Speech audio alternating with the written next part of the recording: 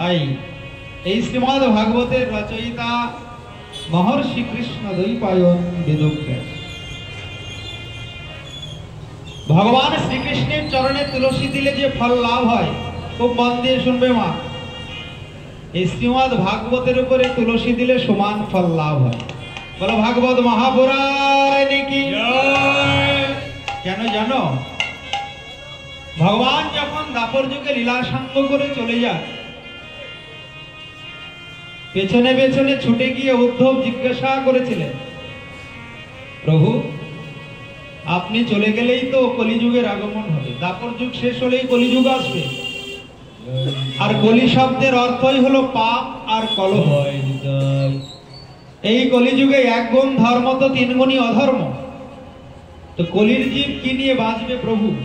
কি করে উদ্ধার হবে কলির জীব? ভগবান শ্রীকৃষ্ণের অঙ্গ থেকে জ্যোতি বেরিয়ে এলো, একটি আলোক জ্যোতি, আলোর জ্যোতি বেরিয়ে এসে পঞ্চীভূত হলো, একত্রিত হয়ে গেল। আর ওই তেজপুঞ্জ একত্রিত হয়ে শ্রীমদ্ ভাগবত সৃষ্টি হলো। ভগবান শ্রীকৃষ্ণ এক স্বরূপ ওই ভাগবতের মধ্যে প্রবেশ করলেন। উদ্ধবকে বললেন, উদ্ধব কলির জীবের কোনো ভয় নেই, তারা যদি আমার ভাগবতের আশ্রয় নেয়, ভাগবত কথা শ্রবণ করে, তাহলে এই কলির জীব অনায়াসে আমার ধাম গোলক বৃন্দাবনে চলে যাবে। তাই আমাতে আর ভাগবতে কোনো পার্থক্য নেই। পরীক্ষিত মহারাজকে রক্ষা করার জন্য কে এসেছিল? ভগবান নিজে। কি রূপে? এই ভাগবত রূপে। বলো রাধা রানী কি। তাই ভাগবতকে প্রণাম করলে যে ফল, ভগবান শ্রীকৃষ্ণকে প্রণাম করলেও সমান ফল লাভ হয়। মন্দিরে গিয়ে ভগবান শ্রীকৃষ্ণের সামনে বসলে যে ফল হয়, ভাগবত শুনতে এসে ভাগবতের সামনে বসলে সমান ফল লাভ হয়। এখানে ত্রিবেণীর সঙ্গম হয়েছে শ্রীমদ্ ভাগবতে। আমরা ত্রিবেণী সঙ্গমে যাই, এলাহাবাদ, প্রয়াগ, যেখানে গঙ্গা যমুনা সরস্বতী একত্রিত হয়েছে। এই শ্রীমদ্ ভাগবতেও কিন্তু ত্রিবেণীর সঙ্গম হয়েছে। তোমার খুব মন দিয়ে শুনবেন। ত্রিবেণী কি না? শ্রীমদ্ ভাগবতের ত্রিবেণী হলো ভক্তি, জ্ঞান আর বৈরাগ্য। এখানে ভক্তির কথা, এখানে আছে জ্ঞানের কথা, এখানে আছে বৈরাগ্যের কথা। একটি গঙ্গা সৃষ্টি হয়েছে ভগবানের চরণ কমল থেকে, চরণার বিন্দু থেকে, আর এই ভাগবত রূপী গঙ্গা সৃষ্টি হয়েছে ভগবানের মুখার বিন্দু থেকে। কারণ ওই ব্যাসদেব ভগবানের সত্যাবেশ অবতার। গঙ্গায় স্নান করলে যেমন পাপ দূর হয়ে যায়, গঙ্গার পরশ হইলে পশ্চাতে পাবন, দর্শনে পবিত্র করো এই তোমার গুণ। গঙ্গায় স্নান করলে যেমন পাপ নষ্ট হয়ে যায়, ওই গঙ্গা সৃষ্টি হয়েছে কোথা থেকে? ভগবানের চরণ কমল থেকে, পদারবিন্দ থেকে। আর এই মুখারবিন্দ থেকে এই শ্রীমদ্ ভাগবতের সৃষ্টি। এই ভাগবত শ্রবণ করলে, ভাগবতকে প্রণাম করলে, ভাগবতের স্মরণ নিলে কি হয়? শুধু পাপ দূর হয় না গো মা, এই ভাগবত সাক্ষাৎ ভগবান, এই ভগবানের কৃপায় গোলক বৃন্দাবনের রাস্তাটি, পথটি পরিষ্কার হয়ে যায়। বলো রাধা রানী কি। তাই ভাগবত আর ভগবান শ্রীকৃষ্ণে কোনো পার্থক্য নাই। পদৌ যদিও প্রথম দ্বিতীয় তৃতীয় তুর্য কথিত যদু। এই শ্রীমদ্ ভাগবতে দ্বাদশটি স্কন্ধ আছে, আর আছে 335টি অধ্যায়, 18,000 শ্লোক। প্রথম স্কন্ধ আর দ্বিতীয় স্কন্ধ ভগবান শ্রীকৃষ্ণের দুই চরণ কমল, মনে রাখবে। তৃতীয় চতুর্থ স্কন্ধ ভগবান শ্রীকৃষ্ণের উরুদ্বয়। পঞ্চম স্কন্ধ ভগবান শ্রীকৃষ্ণের নাভি কমল। ষষ্ঠ স্কন্ধ ভগবান শ্রীকৃষ্ণের বক্ষস্থল। সপ্তম আর অষ্টম স্কন্ধ ভগবান শ্রীকৃষ্ণের দুই বাহু যুগল। নবম স্কন্ধ ভগবান শ্রীকৃষ্ণের কণ্ঠদেশ। দশম স্কন্ধ ভগবান শ্রীকৃষ্ণের মুখারবিন্দ, একাদশী স্কন্ধ ভগবান শ্রীকৃষ্ণের ললাট, আর দ্বাদশী স্কন্ধ ভগবান শ্রীকৃষ্ণের মস্তক। বলো ভাগবত মহাপুরাণ কি। বোঝা গেল? ওই জন্যে ভাগবত শ্রবণ করলে দুর্লভ মানব জনম ধন্য হয়ে যায়। কিন্তু 7 দিন, এই কথাটা ভুললে হবে না। যত অসুবিধা হোক 7 দিন শুনতে হবে, কারণ ভাগবত শ্রবণ মঙ্গলম, ভগবানের কথা শ্রবণ মঙ্গলম। আগুনে অজ্ঞানে হাত দিলে যেমন হাত পুড়ে যায়, তদ্রূপ এই ভাগবত কথা কেউ যদি না বুঝেও শ্রবণ করে, মনে করো বুঝতে পারলো না, না বুঝে যদি আগুনে হাত দেয় কি হবে? আগুন ছেড়ে দেবে? পুড়িয়ে দেবে। তদ্রূপ ভাগবত কথা যদি কেউ নাও বুঝতে পারে, এসে যদি শুধু বসে থাকে, তাহলেও তার দুর্লভ মানব জনম ধন্য হয়ে যায়। তাই ভাগবত আর ভগবান শ্রীকৃষ্ণের কোনো পার্থক্য নাই। জগতে যত গ্রন্থ আছে, সমস্ত গ্রন্থের মাহাত্ম্য শেষে থাকে। যেমন গীতা, গীতা পাঠ করার পরে দেখবেন বলা হয় মাহাত্ম্য পাঠ করো। কেন না? মাহাত্ম্য যদি পাঠ না করা হয়, গীতা পাঠের ফল লাভ হয় না। গীতা কি? সর্ব উপনিষদ গাব দগ্ধা গোপাল নন্দন, পার্থ বৎস সুধীর ভক্তা দুগ্ধম গীতামৃতম মহৎ। সমস্ত উপনিষদের সার দহন করেছে কে? পার্থ। সর্ব উপনিষদ গাব, সমস্ত উপনিষদ হলো গাভীর স্বরূপ। দগ্ধা গোপাল নন্দন, দহনকারীকে ভগবান শ্রীকৃষ্ণ। আর দহন করলেন কে? গোপাল নন্দন, পার্থ বৎসকে অর্জুন, সুধীর ভক্তা। আর ওই গীতামৃত আস্বাদন কে করবে? ভক্তগণ। ওই গীতায় সব শেষে আছে মাহাত্ম্য। গীতা পাঠ করার পরে যদি মাহাত্ম্য পাঠ না করা হয়, গীতা পাঠের ফল লাভ হয়। কিন্তু শ্রীমদ্ ভাগবতের সঙ্গে পার্থক্য এখানে, শ্রীমদ্ ভাগবতে আছে প্রথমেই মাহাত্ম্য বর্ণন। আগে মাহাত্ম্য শুনতে হবে। কেন না? মাহাত্ম্য শ্রবণ না করলে বিষয়বস্তুটা ঠিক বোঝা যাবে না, এর মধ্যে আছে কি।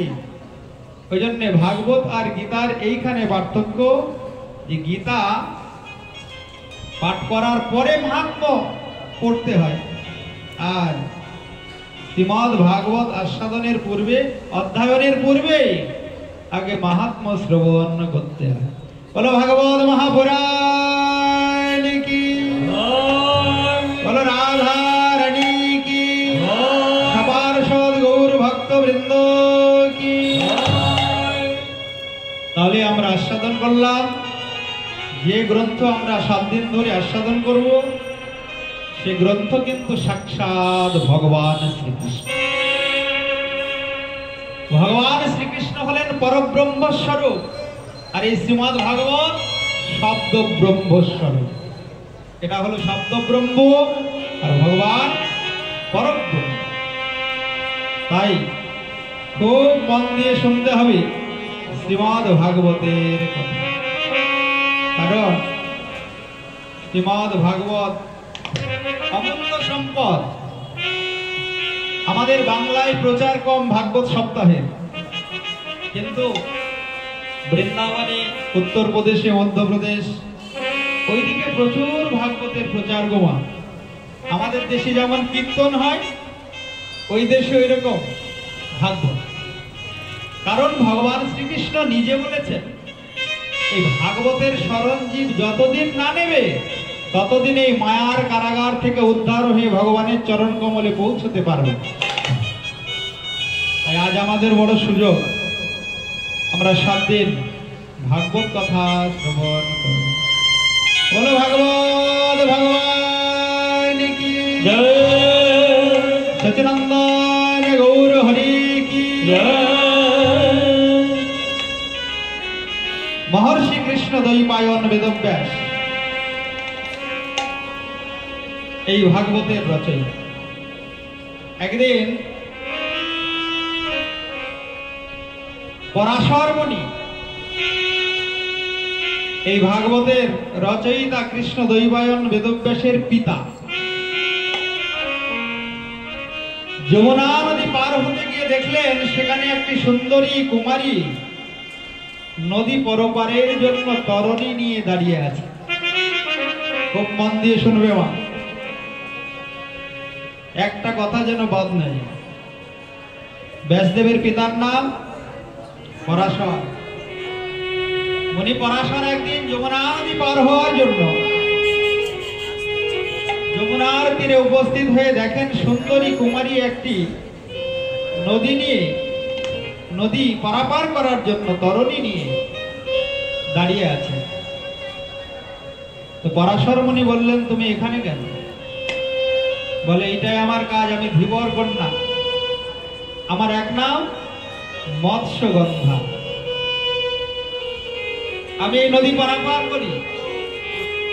হে ঋষিবর, আপনি যদি নদীর পরপারে যেতে চান তা আমার তরণীতে উঠুন, আমি আপনাকে নিয়ে যাব নদীর পারে। পরাশর মুনি নদী পার হওয়ার জন্য ওই কুমারীর নৌকায় উঠলেন, কিন্তু দেখেন কি কুমারীর গা থেকে মাছের গন্ধ। মৎস্যকন্যা, ধীবর কন্যা, তো মনে বড় দুঃখ। ওই কুমারীর নাম হলো সত্যবতী। জিজ্ঞাসা করলেন, হে ঋষিবর, আমার জীবনে কোনো কিছুর অভাব নাই, কিন্তু একটাই দুঃখ,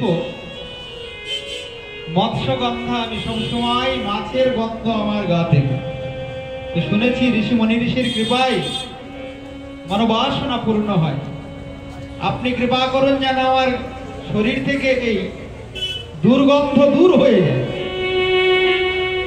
মুনি পরাশর সঙ্গে সঙ্গে যমুনার জল নিয়ে মন্ত্র পাঠ করে তার শরীরের উপরে ছড়িয়ে দিলেন। যেই ছড়িয়ে দিয়েছেন সঙ্গে সঙ্গে গন্ধ দূর হয়ে গেল, সুন্দর সুমধুর গন্ধ তার অঙ্গ থেকে ভেসে আসে। তখন ওই সত্যবতী বলে, দেখুন, শুনেছি নাকি ঋষি মুনি ঋষিদের চরণে শরণ নিলে জনম ধন্য হয়ে যায়। কেন? দর্শনে পবিত্র করো এই তোমার গুণ। তাই আমি আপনার চরণে শরণাগত, আপনি আমার মনোভিলাস পূর্ণ করুন।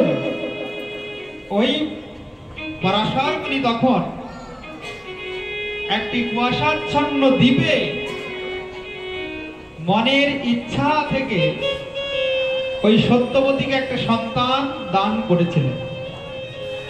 ওই সন্তানটি হলো মহর্ষি কৃষ্ণ দ্বৈপায়ন বেদব্যাস, এই শ্রীমদ ভাগবতের রচয়িতা।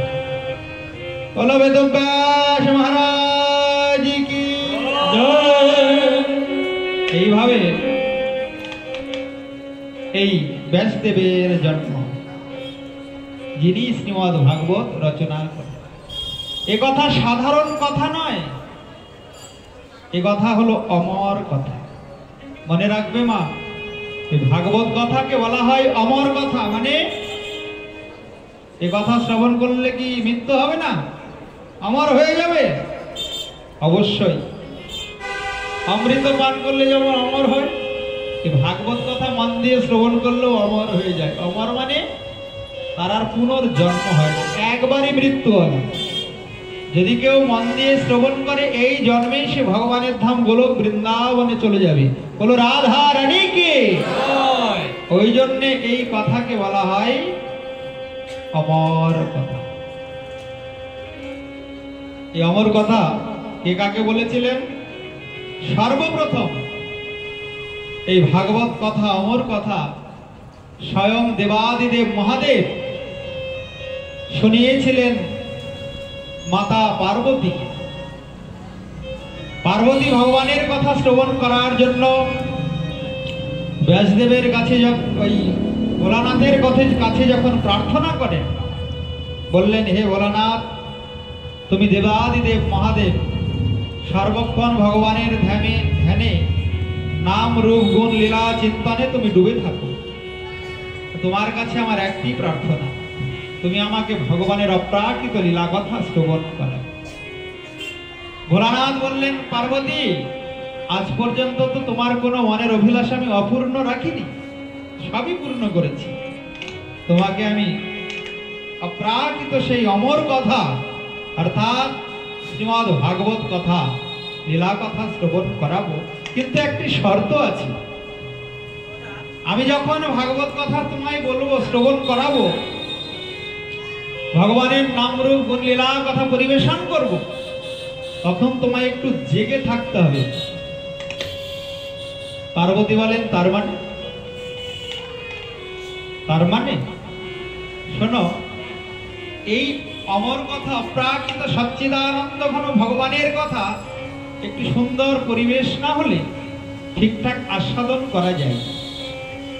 যেখানে কোলাহল, যেখানে জনমানব একত্রিত হয়ে থাকে, সেইখানে কখনো এই কথা আস্বাদন হয়। জনমানব শূন্য নির্জন স্থান এই কথা আস্বাদনের পক্ষে অনুকূল। তাই তোমাকে আমি মধ্যরাত্রে এই অমর কথা শুনি। পার্বতী রাজি হয়ে গেলেন। পার্বতী বললেন, ঠিক আছে স্বামী, তাই হবে, কিন্তু শোনো পার্বতী, ঘুমিয়ে গেলে কিন্তু হবে, তোমাকে জেগে থাকতে হবে। কারণ আমি যখন ভাগবত কথা বলবো, ভগবানের লীলা কথা পরিবেশন করব, তখন তো আমি ভগবানের চিন্তায় ডুবে যাব।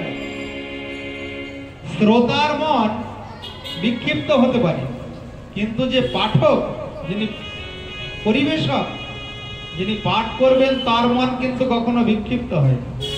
2 ঘন্টা 3 ঘন্টা 3.5 ঘন্টা তার মন কিন্তু ভগবানের চিন্তায় ডুবে থাকে, না হলে কথা আসবে না। তো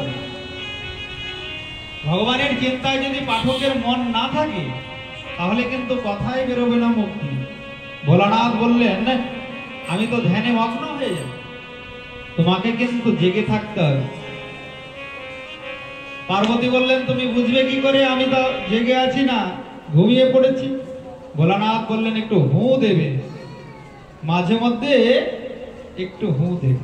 আমি যখনই বলবো, বুঝলে পার্বতী, তুমি তখন কি বলবে? হু। এই শর্তে এইবার ভাগবত কথা শুরু করলেন, অমর কথা বলা শুরু করলেন ভোলানাথ। গভীর রজনী, নির্জন স্থান, এইবার একটি বটবৃক্ষের নিচে এই অমর কথা পরিবেশন করছেন শঙ্কর ভগবান। বলো ভোলানাথ ভগবান কি জয়। এখানে একটি বিশেষ শিক্ষা আছে গো। এই ভাগবত কথার অধিকারী কিন্তু সবাই নয়। যিনি অবৈষ্ণব, সদাচার সম্পন্ন জীবন যাপন করেন না, তার মুখে কিন্তু ভাগবত শ্রবণ করা যাবে। তাহলে কি হবে? উল্টো ক্রিয়া হয়ে যাবে। এই 7 দিন কিন্তু আমরা অনেক তত্ত্ব সিদ্ধান্ত কথা আস্বাদন করব। ভাগবতে অনেক কথা, অনেক শিক্ষার কথা, যা শ্রবণ করলে দুর্লভ মানব জনম পরিবর্তন হয়ে যাবে, ধন্য হয়ে যাবে। তাই ভাগবতের অধিকারীকে, যিনি বৈষ্ণব, তার প্রমাণ হলো ভোলানাথ।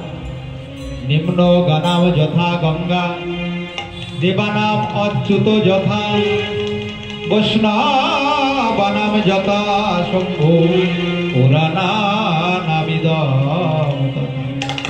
নদী সমূহের মধ্যে যেমন সর্বশ্রেষ্ঠাকে গঙ্গা, দেবতাগণের মধ্যে যেমন সর্বশ্রেষ্ঠ ভগবান বিষ্ণু, তদ্রূপ বৈষ্ণবগণের মধ্যে সর্বশ্রেষ্ঠ হলেন আমার ভোলানাথ, যার এক নাম আশুতোষ, যার এক নাম শিব। এই শিব শব্দটির অর্থই হলো কল্যাণ বা মঙ্গল। সেই শিব ঠাকুর এই ভাগবতের অধিকারী।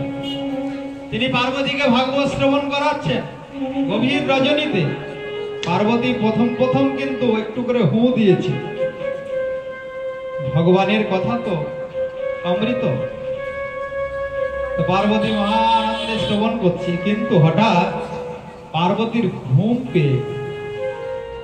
এরও আবার কারণ আছে, কেন ভগবানের কথা শুনলে একটু ঘুম আসে, এই হরিনাম শুনতে গেলে একটু ঘুম আসে, এর কারণ আছে।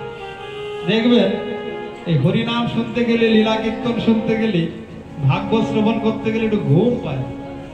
কারণ কি জানেন মা? মনে রাখবেন, ওই রাবণ যখন কুম্ভকর্ণকে বধ করে, ওই কুম্ভকর্ণের পত্নী বলেছিল, তুমি আমাকে বিধবা করলে, যেখানে তোমার কথা হবে, ভগবানের কথা হবে, আমি ওইখানে গিয়ে ভক্তদের উপরে শত্রুতা করব। বলে কি শত্রুতা? বলে যারা ঘুমায় না তাদের আমি ঘুম পাড়িয়ে দেবো। বলো রাধা রানী কি? দেখবে রাত্রে ঘুম আসে না, ঘুমের জন্য ঘুমের ট্যাবলেট খেতে হয়, কিন্তু ভাগবত শুনতে গেলে ঘুম পেয়ে যায়। এইটাই হচ্ছে কারণ।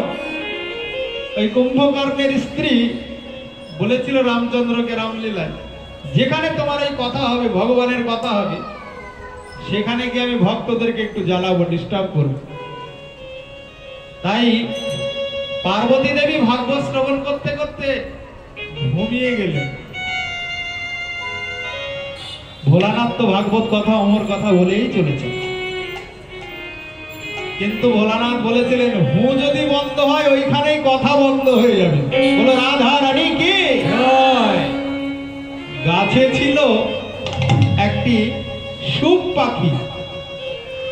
পাখি চিন্তা করলো, এখন যদি আমি হু না দিই তাহলে পরে তো অমর কথা বন্ধ হয়ে যাবে। এইবার নিদ্রাচ্ছন্ন হয়ে পড়লেন পার্বতী দেবী। তখন ওই গাছের ডালে থাকা ওই সুখ পাখি হু দিতে থাকে। যখনই ভোলানাথ বলে, বুঝলে পার্বতী, ওই সুখ পাখি বলে হু। কিন্তু কিছুক্ষণ পরে যেই ধ্যান ভঙ্গ হয়ে গেল, ভোলানাথের উপরে তাকিয়ে দেখে গাছের ডাল থেকে পাখি হো হো হো হো করেই যায়। বললেন, কি পার্বতী, তুমি নিদ্রাচ্ছন্ন হয়ে পড়েছ আর এদিকে হু দিচ্ছে পাখি? সর্বনাশ! অতি গুচ্ছ কথা, অতি গোপনীয় ভগবানের অপ্রাকৃত লীলা কথা এই শ্রবণ করে নিল একটা পাখি। এই পাখিকে আমি এক্ষুনি বধ করব। এই নিয়ে, এই বলে যেই ওই ত্রিশূল নিয়ে তাড়া করেছেন, সঙ্গে সঙ্গে ওই পাখি ছুটতে ছুটতে গিয়ে ব্যাসদেবের পত্নী বিটিকার গর্ভে প্রবেশ করলেন। ওই সময় ব্যাসদেবের পত্নী বিটিকা হাই তুলেছে, যে হা করেছে একদম মুখের মধ্যে দিয়ে উদরে। ওই থেকে এই ভাগবতের যিনি প্রচারক, পাঠক, ব্যাসনন্দন শুকদেব গোস্বামীর জন্ম হয়। হলো সুখদেব মহারাজ কি জয়। তাহলে রচয়িতা ব্যাসদেব আর ভাগবত শোনালেন কে? পাঠক সুখদেব। কাকে শুনিয়েছিলেন? পরীক্ষিত মহারাজ। কতদিন? 7 দিন। কিন্তু ব্যাসদেব বললেন যে ভাগবত শ্রবণ করতে গেলে সর্বাগ্রে তার মাহাত্ম্য শ্রবণ করতে হয়। আমরা সর্বাগ্রে মাহাত্ম্যের প্রথম শ্লোক আস্বাদন করব। সবাই হাত জোড় করে আমার সঙ্গে বলবেন, সচ্চিদানন্দ রূপায় বিশ্বোৎপত্তাদেহে তবে তাপত্রয় বিনাশায় শ্রীকৃষ্ণায় বয়। সচ্চিদানন্দ রূপায় বিশ্বোৎপত্তাদেহে। ভাগবত মাহাত্ম্যের প্রথম শ্লোক মন দিয়ে শুনবে মা। বললেন, সচ্চিদানন্দ রূপায় বিশ্বোৎপত্ত্যাদিহে। ভগবানের 3টি স্বরূপ। কোন ভগবান? যিনি অনাদির গোবিন্দ সর্বকারণের কারণম ভগবান শ্রীকৃষ্ণ। ভগবান শব্দ কিন্তু অন্য কাউরি ক্ষেত্রে প্রযোজ্য নয়, এক শ্রীকৃষ্ণ বিনা।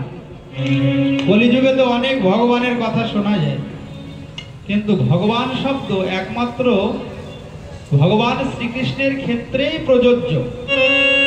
কারণ এখানে 4টি অক্ষর আছে, খুব মন দিয়ে শুনবে। ভ, গ, ব, ন। ভকারের অর্থ কি? ভকারের অর্থ হলো সংভর্তা,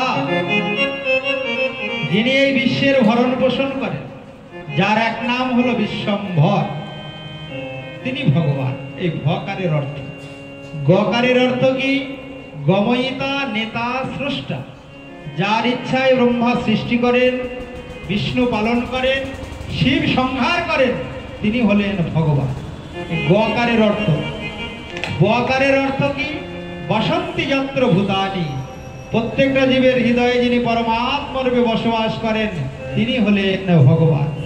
নকারের অর্থ নির্বৃত্তিবাচক, যার কথায় আনন্দ হয়, যার নামে আনন্দ হয়, যার দর্শনে আনন্দ হয়, যার ভজনে আনন্দ হয়, যার ভক্ত সঙ্গে আনন্দ হয়, সুখ হয়, তিনি হলেন ভগবান। ওই জন্যে এতে চংশ কলাহা পুংস কৃষ্ণস্তু ভগবান স্বয়ং। বলো কৃষ্ণচন্দ্র ভগবান কি জয়। মনে রাখবে, ওই ভগবান শব্দ কিন্তু অন্য কাউরি ক্ষেত্রে আর প্রয়োগ করা যাবে। রামচন্দ্র স্বয়ং ভগবান নন, রামচন্দ্র স্বয়ং ভগবান নন। কারণ রামচন্দ্র থেকে 4টি গুণ কৃষ্ণে অধিক। লীলা মাধুর্য, রূপ মাধুর্য, বেণু মাধুর্য আর প্রেম মাধুর্য। ওই জন্যে ভগবান শব্দ একমাত্র কৃষ্ণের ক্ষেত্রে প্রয়োগ করা যায়। যার চরণে শরণ নিলে দুর্লভ মানব জনম ধন্য, যার চরণে শরণ নিলে সমস্ত ভয় দূর হয়ে যায়, সেই ভগবান শ্রীকৃষ্ণের 3টি স্বরূপ, সৎ, চিৎ, আনন্দ। সচ্চিদানন্দ রূপায়, সে ভগবান কেমন? সচ্চিদানন্দময়, সদংশে সন্ধিনী, চিদংশে সঙ্গী আর আনন্দাংশে লাদি। সদংশে সন্ধিনী অর্থাৎ সত্তা, ভগবান আগে ছিলেন, যিনি নিত্য বিদ্যমান, এখন আছেন, পরের জন্মে থাকবেন, তারপরের জন্মে থাকবেন। কিন্তু আমার এই দেহটা এখন আছে, এই জন্মে এরকম, পরের জন্মে কিরকম থাকবে? কর্মফল অনুযায়ী আবার আমার নতুন জন্ম হবে। ওই জন্যে যিনি নিত্য শাশ্বত সনাতন, তিনি হলেন ভগবান শ্রীকৃষ্ণ। এ হলো তার সন্ধিনী শক্তির প্রকাশ। আর চিৎ মানে জ্ঞান শক্তি। ভগবান সচ্চিদানন্দময়, যেমন সূর্য যখন প্রকাশিত উদিত হয়, সারা জগৎ আলোকিত হয়। তাই যখন তোমার যথাযথ জ্ঞান লাভ হবে, তুমি ভগবানকে চিনতে পারবে, তখন আর মায়া অন্ধকার তোমাকে কিছু করতে পারবে না। তখন তোমার হৃদয়ে আলোর জ্যোতি, দিব্য জ্ঞানের উদয় হয়ে যাবে। আর আনন্দ, সচ্চিদ আনন্দ, এই জগতে সবাই আনন্দ চায়। এই যে আমরা এখানে ছুটে এসেছি কেন গো মা? আনন্দের জন্য তো। একটু ভগবানের কথা শুনবো, আনন্দ পাওয়া যাবে। সংসারে তো আনন্দ নেই, আছে? সংসারে যেটা সুখ বলে, আনন্দ বলে মনে হয়, তো তার পরিণামেই দুঃখ। ওই জন্য সংসারে প্রকৃত আনন্দ, প্রকৃত সুখ নেই। প্রকৃত সুখ আছে একমাত্র ভগবান শ্রীকৃষ্ণের কথায়, তার নামে, তার সেবায়। হলো কৃষ্ণচন্দ্র ভগবান কি জয়। এই ভগবান কি করেন? বললেন বিশ্বৎপত্তাদি হে তবে। এই বিশ্বের সৃষ্টি, স্থিতি এবং সংঘাত ভগবান করেন কি? বিশ্বৎপত্তাদি হে তবে। এই বিশ্বের সৃষ্টি করেছেন ভগবান শ্রীকৃষ্ণ। এই বিশ্বকে পালন করেন কে? ভগবান শ্রীকৃষ্ণ। আবার এই বিশ্বের সংহার কে করবেন? বিশ্ব একদিন প্রলয় হয়ে যাবে, ওই ভগবান শ্রীকৃষ্ণের ইচ্ছাতেই সেটি হবে। তো ভগবান বিশ্বোৎপত্তি হেতবে, বিশ্বের সৃষ্টি স্থিতি এবং সংহারের কর্তা তিনি। আচ্ছা, তার চরণে শরণ নিলে কি হবে, কি লাভ হবে? বলে তাপত্রয় বিনাশায়, তোমার ত্রিতাপ জ্বালা দূর হয়ে যাবে। ত্রিতাপ জ্বালা কি? আদি দৈবিক, আদি ভৌতিক আর আধ্যাত্মিক। আদি দৈবিক এই যে খুব গরম, তারপরে ওই যে হঠাৎ ঝড় বৃষ্টি বজ্রপাত, হচ্ছে আদি দৈবিক। আর আদি ভৌতিক এই যে জীবগণ থেকে যে দুঃখ কষ্ট, সংসারে এত ভালোবেসেও কাউরি মন পাওয়া যায়, পাওয়া যায়, এ হলো আদি ভৌতিক তাপ। যতই করো না কেন সংসারের জন্য, যত কিছুই দায়িত্ব পালন করো, শেষের দিনে বলবে তুমি আমার জন্য কি করেছো। আমার যেখানে আশ্রম তৈরি হচ্ছে রাজপুর, ওইখানে গত পরশুদিন একজন দেহ রেখেছে, তার 3টি সন্তান, পুত্র সন্তান 3টি আর 2টি কন্যা। 3টি সন্তান তো কোনোদিন তাকে দেখেইনি, মানে বাবাকে খেতে দেয়নি, মৃত্যু হয়েছে শ্মশানে পর্যন্ত যায়নি। এইরকম ঘটনাও জগতে ঘটেনি। সংসার কার জন্য কি করবে, কি পাবে সংসার থেকে? এ হচ্ছে আদি ভৌতিক। আর আধ্যাত্মিক মানে মানসিক কষ্ট, মনের কষ্ট, যে কষ্ট কাউকে বলা যায়। তো ভাগবত মহাত্মা বর্ণন করতে গিয়ে বললেন ত্রিতাপ তাপত্রয় বিনাশায়। এই ত্রিতাপ জ্বালা থেকে তুমি মুক্ত হয়ে যাবে যদি সচ্চিদানন্দ ঘন ভগবান শ্রীকৃষ্ণের চরণে শরণ নাও, কৃষ্ণ কথা শ্রবণ করো। সেই ভগবান শ্রীকৃষ্ণকে আমরা প্রণাম করি। শ্রীকৃষ্ণায় বয়ং নমঃ। এখানে কিন্তু 2টি শব্দ আছে, খুব মন দিয়ে শুনবে মা। আমরা কিন্তু শুধু কৃষ্ণ বলি না, কি বলি? শ্রীকৃষ্ণ। শ্রী মানে কি জানেন? এই শ্রী মানে কি গো মা? শ্রী মানে রাধা রানী। এখানে কিন্তু যুগল বন্দনা করেছে সর্বাগ্রে ব্যাসদেব ভাগবতের মাহাত্ম্য বর্ণন করতে। এই যে আমরা শ্রীকৃষ্ণ শ্রীকৃষ্ণ লিখি, শ্রীকৃষ্ণ মানে কিন্তু শুধু কৃষ্ণ নয়, শ্রীকৃষ্ণ মানে হলো রাধা কৃষ্ণ যুগল। বলো রাধা রানী। এখানে ব্যাসদেব রাধা কৃষ্ণের চরণে বন্দনা করলেন, প্রার্থনা করলেন, রাধা কৃষ্ণকে প্রণাম করলেন। একবার নৈমিষারণ্যে 88,000 ঋষি লোমহর্ষণ মুনির পুত্র উগ্রশ্রবা সুত গোস্বামীকে প্রশ্ন করেছিলেন। নৈমিষারণ্য, সেখানে একটি অধিবেশন হয়েছে। লোমহর্ষণ মুনির পুত্র ওই সুত গোস্বামীকে 88,000 ঋষির মধ্যে যিনি শ্রেষ্ঠ সৌনক মুনি, ওই সৌনকাদি মুনিগণ প্রশ্ন করলেন যে এই কলিযুগ যে আগমন হয়েছে, এই কলির জীবের উদ্ধারের উপায় কি? কি করলে কলিযুগ উদ্ধার হবে? কৃপা করে আমায় বলো। কারণ তুমি ওই ব্যাসদেবের কাছে ভাগবত অধ্যয়ন করেছ। এই সুত গোস্বামী ভাগবত অধ্যয়ন করেছিলেন ব্যাসদেবের। অন্ধকার দূর করার জন্য আপনি আমাদের কর্ণের তৃপ্তি বিধানের জন্য অমৃত স্বরূপ সার কথা কীর্তন করুন।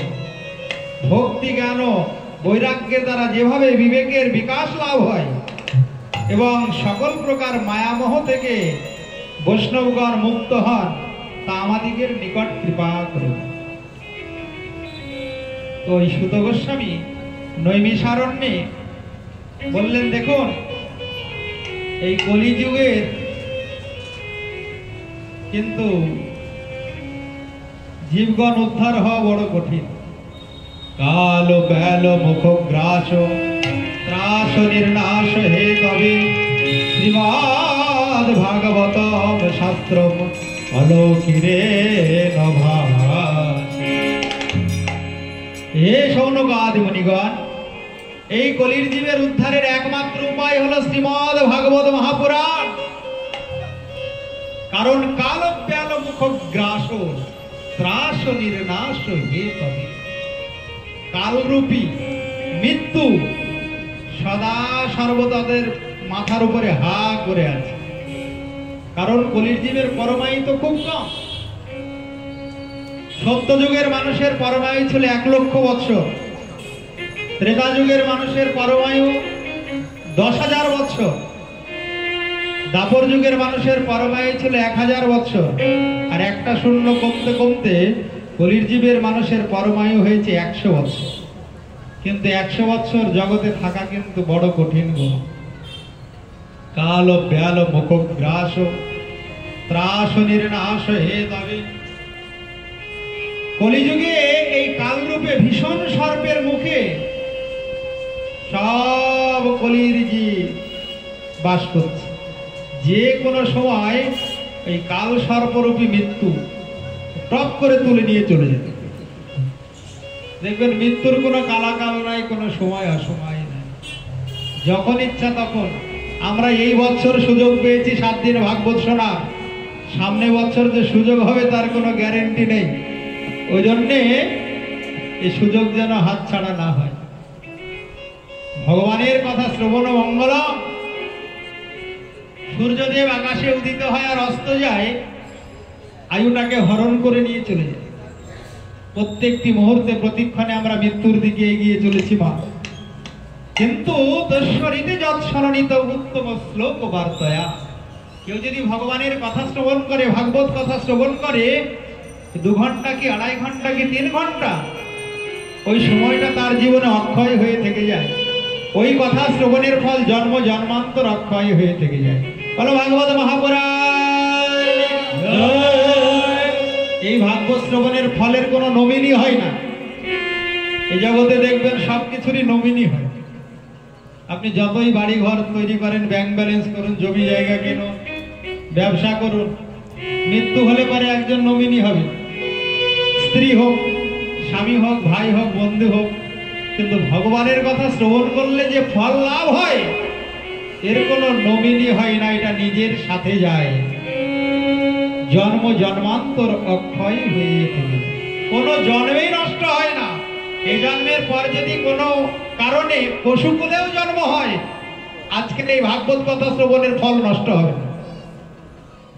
পশু পাখি কীট পতঙ্গ কুলে জন্ম হলেও ভগবানের কথা শ্রবণের ফল নষ্ট হয় না। এ কথা শ্রবণ মঙ্গল। হলো কৃষ্ণচন্দ্র ভগবান কি।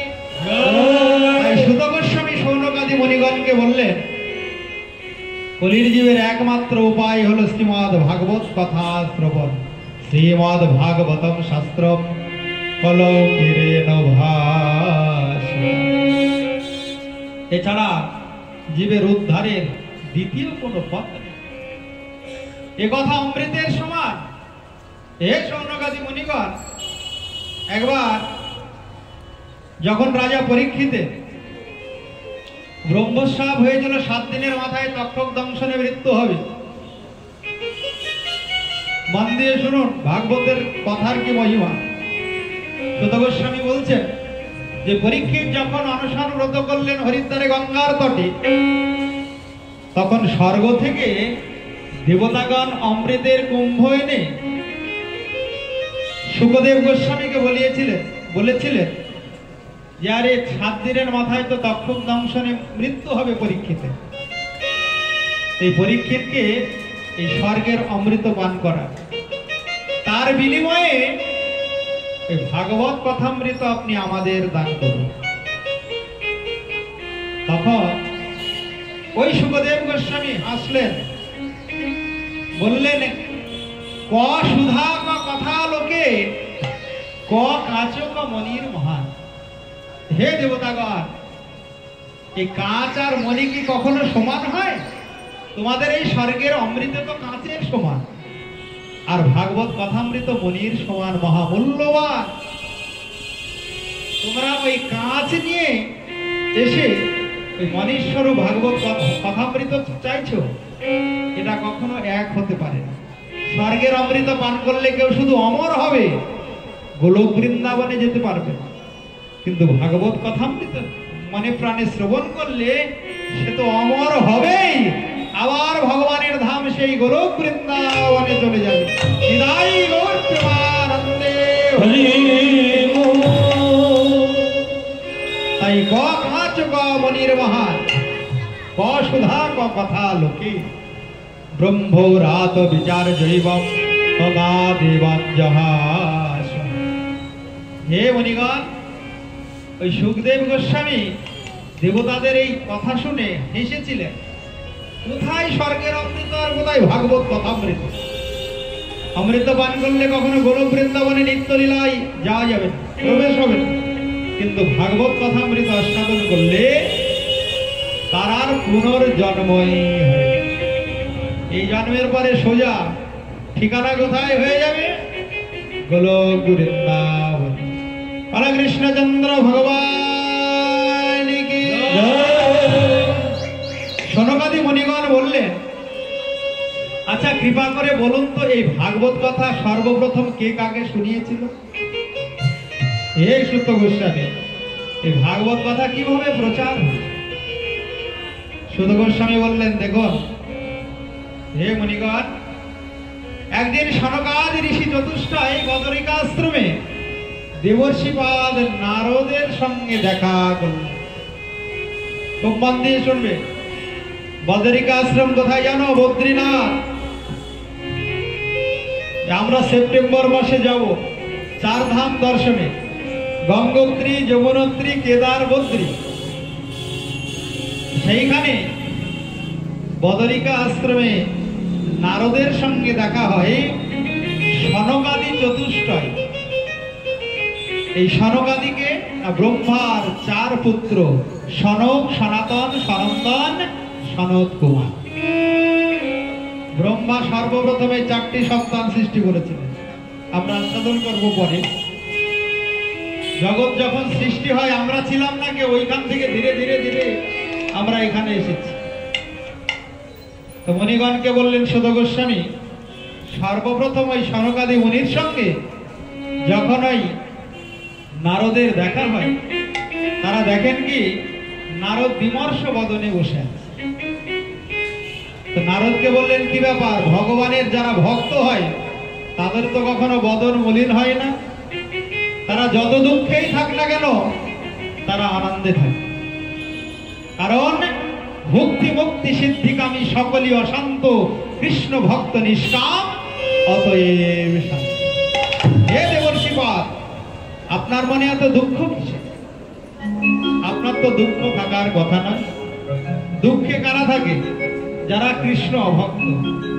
কই তন দুঃখী, কই মন দুঃখী, কই ধন বিনা রহত উদাস, থরে থরে সবে দুঃখী, কেবল সুখী কৃষ্ণ দাস।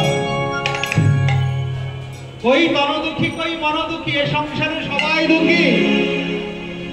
কারা?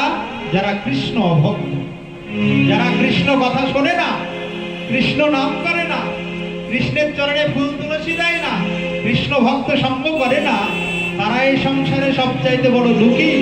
কিন্তু হে দেবর্ষিপাদ, আপনি তো পরম ভক্ত, আপনার বিষণ্ণ বদন কেন? আপনার তো দুঃখ হওয়ার কথা নয়। তখন দেবর্ষিপাদ নারদ বললেন যে, দেখুন আমি বিভিন্ন তীর্থ ভ্রমণ করতে করতে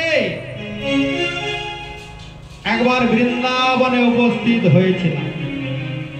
বৃন্দাবনে উপস্থিত হয়ে দেখি কি যমুনা পুলিনে, যমুনার তটে একটি যুবতী মা আর তার 2টি সন্তান বৃদ্ধ। আমাকে দেখা মাত্রই ওই যুবতী রমণী বললেন, হে দেবর্ষিপাদ, বহু জন্মের সৌভাগ্যে সাধু দর্শন হয়, অনেক জন্মের সৌভাগ্যে আপনার দর্শন হয়েছে, কিন্তু আপনার চরণে প্রার্থনা, আমি বড় দুঃখী, আমার এই দুঃখ আপনি দূর করবেন। নারদ বললেন, কি দুঃখ তোমার? কি দুঃখ তোমার? বললাম আমার দুঃখ এইটাই যে আমি মা হয়ে হয়েছি যুবতী এই বৃন্দাবনে এসে, আর আমার দুটি সন্তান ওই জ্ঞান আর বৈরাগ্য, তারা বৃদ্ধ অবস্থায় আছে। নারদ বললেন ভালো করে পরিচয়টা দাও, তোমার পরিচয় কি? ওই রমণী বললেন নারদকে, আমি হলাম ভক্তি দেবী। আমার এই যৌবন ছিল না, আমি এই বিভিন্ন তীর্থ ভ্রমণ করতে করতে, গয়া পুষ্কর বিভিন্ন তীর্থ ভ্রমণ করতে করতে এসেছি বৃন্দাবনে। যেই বৃন্দাবনে এসেছি আমি নবীনা হয়েছি, নবযৌবন সম্পন্ন হয়েছি, কিন্তু আমার যে দুই সন্তান ওই জ্ঞান আর বৈরাগ্য, তারা বৃদ্ধ অবস্থায় পড়ে। কৃপা করে আমার দুঃখ দূর করুন। সুত গোস্বামী শৌনকাদি মুনিগণকে বললেন, নারদের কাছে যখন ওই ভক্তি দেবী নিজের দুঃখ জানালেন, তখন নারদ চিন্তা করলেন আমি তো ভগবানের ভক্ত, আমি ওই তার ওই দুই সন্তানের দুঃখ দূর করেই ছাড়ব। অর্থাৎ ওই দুই সন্তানকে আমি আবার নব যৌবনে ফিরিয়ে নিয়ে আসব। যদি না নিয়ে আসতে পারি আমি ভগবানের দাসী না, এই প্রতিজ্ঞা করে। এই প্রতিজ্ঞা করে যখন নারদ ভ্রমণ করছেন, ভ্রমণ করতে করতে ওই সনকাদি মুনিগণের সঙ্গে সাক্ষাৎ হলো। এখন সনকাদি মুনিগণ বললেন, দেখো নারদ, এইভাবে কিন্তু কখনো ওই দুঃখ দূর হবে না। ওই ভক্তি দেবীর যে দুই সন্তান জ্ঞান আর বৈরাগ্য, তারা কখনো যৌবন ফিরে পাবে না। এর জন্য একটা উপায় অবলম্বন করতে হবে। তুমি এক কাজ করো, তুমি ভাগবতের আয়োজন করো। হরিদ্বারে গঙ্গার তটে এই প্রথম অধিবেশন হয়েছিল সনকাদি মুনিগণের সঙ্গে এই নারদের। নারদ সর্বত্র নিমন্ত্রণ করলেন, সর্বত্র নিমন্ত্রণ করলেন। দেবর্ষি ব্রহ্মর্ষি ঋষিরা সব এসে উপস্থিত হয়েছে। আজকে বক্তাকে ওই ব্রহ্মার চার পুত্র, শ্রোতা নারদ আর বিভিন্ন দেবর্ষি ব্রহ্মর্ষি ঋষিবৃন্দ। ভাগবত কথা শুরু হয়েছে।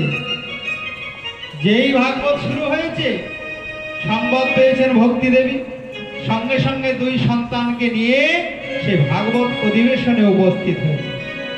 7 দিন ভাগবত শ্রবণ করার পরে ওই জ্ঞান আর বৈরাগ্য নব যৌবন ফিরে পায়। তাই এই ভাগবত কথা শ্রবণ করলে কি হয়, দুর্বলা ভক্তি সবলা হয়ে যায়। কাউরি যদি ভক্তি খুব দুর্বল থাকে, কিরকম না আজকে আর হরি নাম করবো না, শরীরটা খারাপ, ঘুমিয়ে পড়বে, জানবে তার ভক্তিটা দুর্বল। না আজকে আর পাঠ শুনতে যাব না, না আজকে টিভিতে ভালো বই হবে, একটা সিরিয়াল দেখবো, বই দেখবো, জানবে ভক্তিটা দুর্বল। এই দুর্বল ভক্তি সবল হয়ে যায় যদি কেউ এই ভাগবত শ্রবণ করে।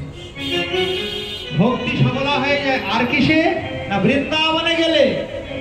কারো যদি ভক্তি দেবী দুর্বল থাকে, কেউ যদি একবার বৃন্দাবনে যেতে পারে, তাহলে পারে কিন্তু ভক্তি সবলা হয়ে যাবে। ধন্যা ভাগবতী বার্তা প্রেত পীড়া বিনাশিনী। বৃন্দাবনে এই ভাগবত কথা খুব প্রচলন, আর এই ভাগবত কথার প্রচলন বলে ভক্তি দেবী ওখানে নৃত্য করতে থাকে। ধন্যা বৃন্দাবনম তেন ভক্তির নিত্য অতি যত্র যা। ওই জন্য বছরে একবার একটু বৃন্দাবন যেতে হবে। যারা ভজনানন্দী, এই সংসারের ঝামেলা অনেক সময় ভজন শিথিল হয়ে যায়। এই শিথিল ভজনকে ঠিক জায়গায় আনতে হলে, ভজনে মনোনিবেশ করতে হলে বাবা একটু বৃন্দাবনে যেতে হবে। বলে বৃন্দাবন ধাম কি জয়। হে সনকাদি মুনিগণ, ওই ভক্তি দেবীর দুই সন্তান জ্ঞান আর বৈরাগ্য নবযৌবন লাভ করলেন, নবযৌবন প্রাপ্ত হলেন ওই ভাগবতের অধিবেশন। সুত গোস্বামীকে প্রশ্ন করলেন সনকাদি মুনিগণ, আচ্ছা এই ভাগবত কথা কে কে শ্রবণের অধিকারী, কে কে শ্রবণ করলে পারে জনম ধন্য হয়? বললেন এই ভাগবত যে শুনবে তারই জনম ধন্য হয়ে,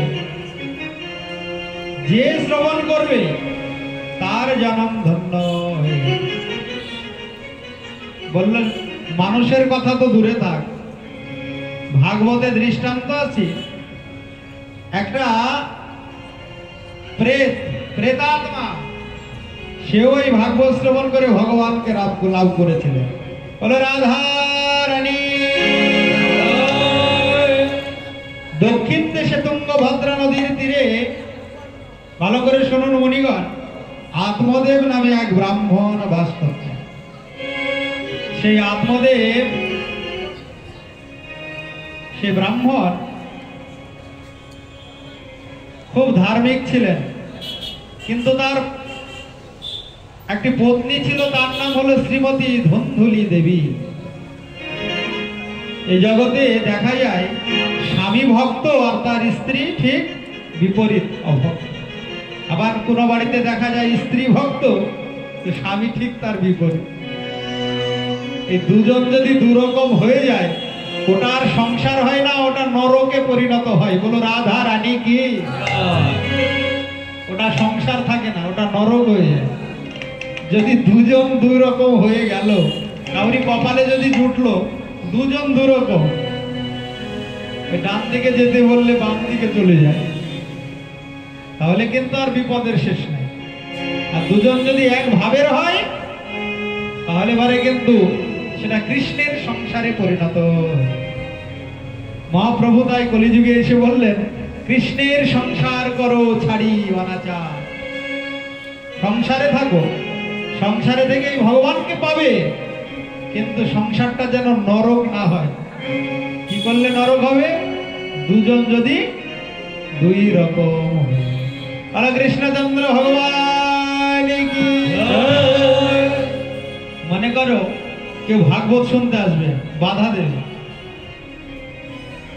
তাহলে তার হয়ে গেল।